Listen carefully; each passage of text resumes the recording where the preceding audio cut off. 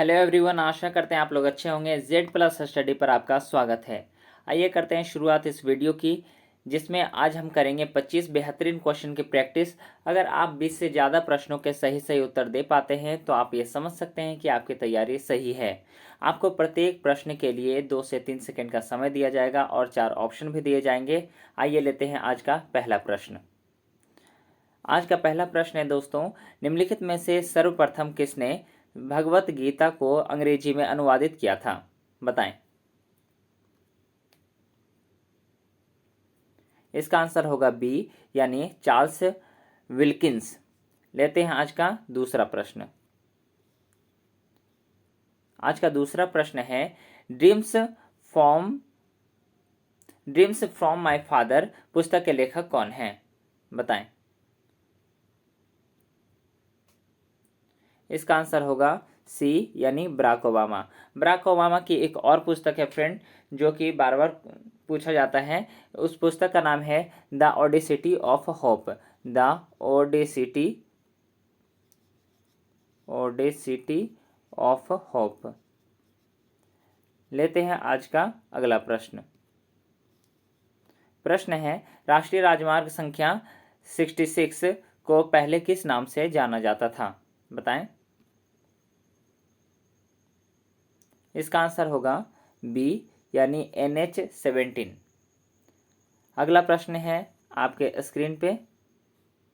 बताएं, निम्नलिखित में से किस देश में वर्ष 2020 के पहले दिन जन्मे बच्चों की संख्या सर्वाधिक थी? इसका आंसर होगा ए, यानी भारत। अगले प्रश्न की ओर चलते हैं। प्रश्न है, निम्नलिखित में से किस वर्ष भारतीय चुनाव आयोग में पहली बार 2 अतिरिक्त आयुक्त नियुक्त किए गए थे? बताएं। इसका आंसर होगा ए, यानी 1989।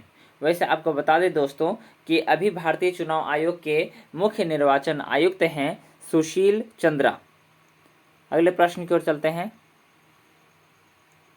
प्रश्न है, भारतीय क्रिकेट टीम के निम्नलिखित में से किस खिलाड़ी ने हैदराबाद में हार्टफुलनेस इंस्टीट्यूट के मुख्यालय में क्रिकेट स्टेडियम और प्रशिक्षण केंद्र की नींव रखी थी? बताएं। आपके सामने है ये 4 ऑप्शन। इसका आंसर होगा डी, यानी रोहित शर्मा। अगले प्रश्न की ओर चलते हैं। 7वां प्रश्न है आपके स्क्रीन पर, भारतीय महिला हॉकी टीम की किस खिलाड़ी को अंतर्राष्ट्रीय हॉकी फेडरेशन यानी FIH के द्वारा world games athlete of the year 2019 पुरस्कार के लिए नामित किया गया था? बताएं। इसका आंसर होगा डी, यानी रानी रामपाल। आपको ये भी बता दें कि रानी रामपाल भारतीय महिला हॉकी टीम की कैप्टन हैं। अगले प्रश्न की ओर चलते हैं। अगला प्रश्न है, निम्नलिखित में से किस मंदिर में हर वर्ष अंबुबाची मेला मनाया जाता है? इसका आंसर होगा बी, यानी कि कामाख्या मंदिर, जो कि आसाम में है।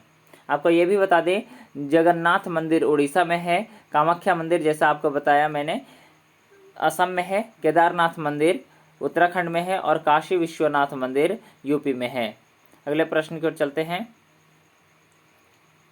अगला प्रश्न है, निम्नलिखित में से किस भारतीय राज्य में लाई हरोबा उत्सव मनाया जाता है? लाई हरोबा उत्सव, अब देख लीजिए सही से। ऑप्शन की ओर चलते हैं। ऑप्शन है आपके सामने, बताएं।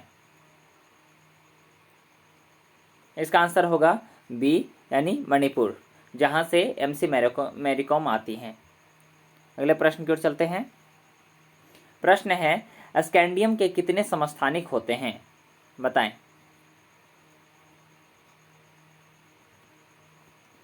इसका आंसर होगा डी, यानी 13। दोस्तों, कभी कभी स्कैंडियम या किसी अन्य तत्वों की परमाणु संख्या पूछ देता है। स्कैंडियम का परमाणु संख्या होगा 21, जो कि कैल्शियम के बाद आता है। कैल्शियम का होता है 20। अगले प्रश्न की ओर चलते हैं। अगला प्रश्न है, कांच में से हरा रंग हटाने के लिए निम्नलिखित में से किस पदार्थ का प्रयोग किया जाता है? बताएं। आपके सामने है ये 4 ऑप्शन।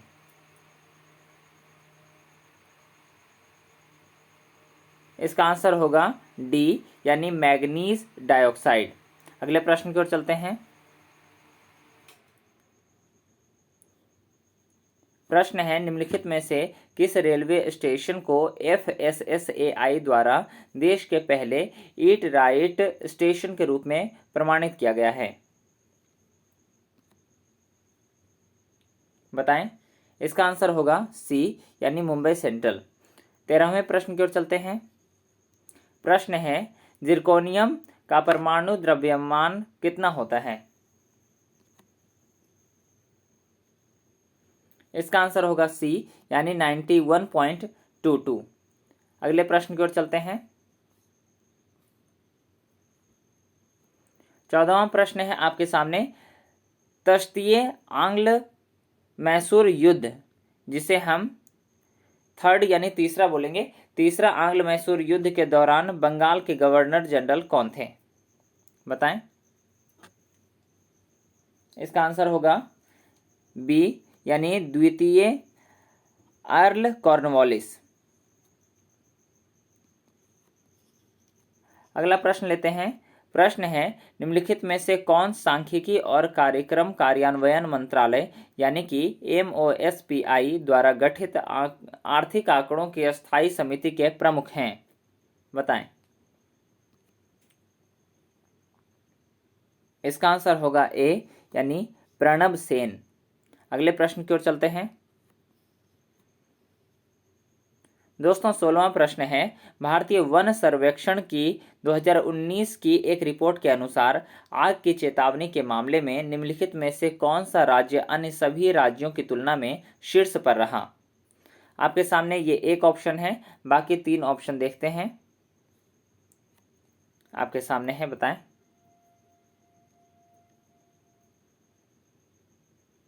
इसका आंसर होगा डी, यानी मिजोरम। अगले प्रश्न की ओर चलते हैं। प्रश्न है, हिंदुस्तान सोशलिस्ट रिपब्लिकन एसोसिएशन यानी कि HSRA की स्थापना किस वर्ष में हुई थी? बताएं। इसका आंसर होगा बी, यानी 1928 में। अगले प्रश्न की ओर चलते हैं। प्रश्न है, निम्नलिखित में से कौन कैबिनेट मिशन योजना 1946 में मंत्री नहीं थे? बताएं। इसका आंसर होगा ए, यानी लॉर्ड वेवेल नहीं थे। बाकी 3 यहाँ पे जो दिए गए हैं वे थे, यानी कि कैबिनेट मिशन में सर पैथिक लॉरेंस अलेक्जेंडर और सर स्टेफर्ड क्रिप्स भी थे। 19वें प्रश्न की ओर चलते हैं। प्रश्न है, निम्नलिखित में से किस राज्य में खादी और ग्रामोद्योग आयोग, जिसे हम KVIC के रूप में भी जानते हैं, अपना पहला रेशम प्रसंस्करण संयंत्र कहाँ खोला था? यानी किस राज्य में खोला था? बताएं। इसका आंसर होगा डी, यानी गुजरात। अगले प्रश्न की ओर चलते हैं।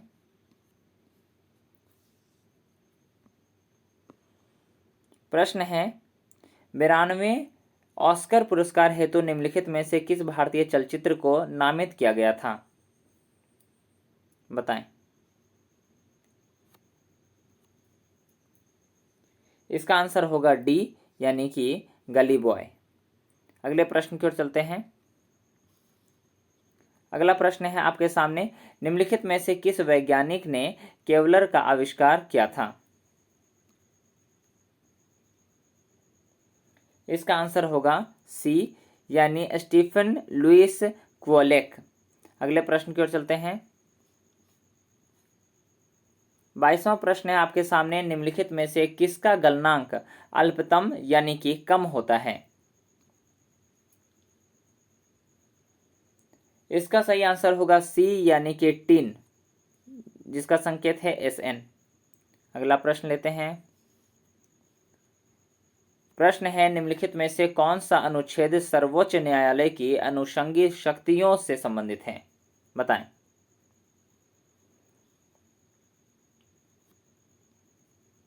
इसका आंसर होगा सी यानी अनुच्छेद 140। अगला प्रश्न लेते हैं। प्रश्न है, निम्नलिखित में से किस भारतीय हवाई अड्डे पर विंग्स इंडिया 2020 नागरिक उड्डयन क्षेत्र से संबंधित अंतर्राष्ट्रीय प्रदर्शनी और सम्मेलन आयोजित किया जाएगा? बताएं। इसका आंसर होगा सी यानी बेगमपेट हवाई अड्डे पर। आज का आखिरी प्रश्न लेते हैं।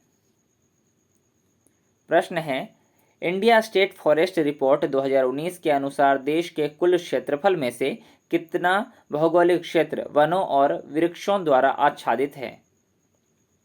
बताएं। इसका आंसर होगा बी यानी 24.56%। दोस्तों, आज की ये क्लास यानी प्रैक्टिस सेट की ये क्लास कैसी लगी आप हमें कमेंट करके ज़रूर बताएं। चैनल सब्सक्राइब नहीं किया है तो करें और इस वीडियो को लाइक ज़रूर करें। दोस्तों, कल फिर मिलते हैं एक नए सेट के साथ, नए फैक्ट के साथ। तब तक के लिए जय हिंद।